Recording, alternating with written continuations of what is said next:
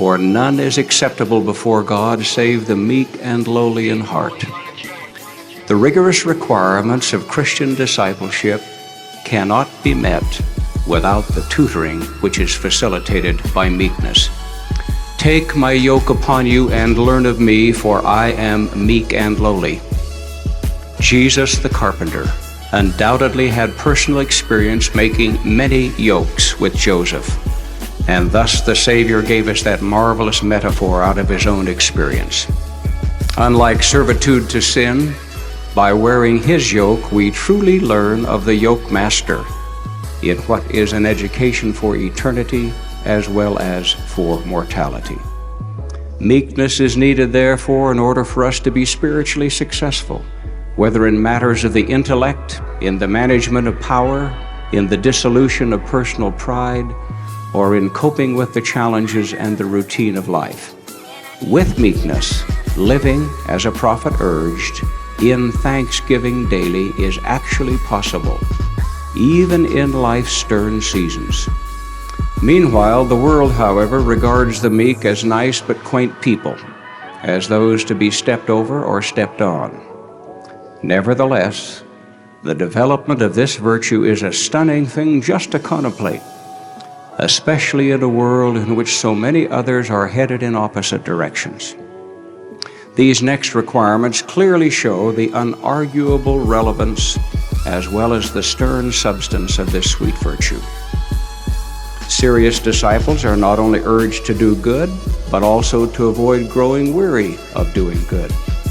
They are not only urged to speak the truth, but also to speak the truth in love. They are not only urged to endure all things, but also to endure them well. They are not only urged to be devoted to God's cause, but also to be prepared to sacrifice all things, giving, if necessary, the last full measure of devotion. They are not only to do many things of worth, but are also to focus on the weightier matters, the things of most worth. They are not only urged to forgive, but also to forgive 70 times 7. They are not only engaged in good causes, but they are to be anxiously engaged. They are not only to do right, but also to do right for the right reasons. They are told to get on the straight and narrow path, but then are told that this is only the beginning, not the end. They are not only to endure their enemies, but also to pray for them and to love them. They are urged not only to worship God, but astonishingly, they are instructed to strive to become like Him. In the midst of all these things, they are given a Sabbath day for rest, during which they do the sweetest but often the hardest work of all. Who else but the truly meek would even consider such a stretching journey?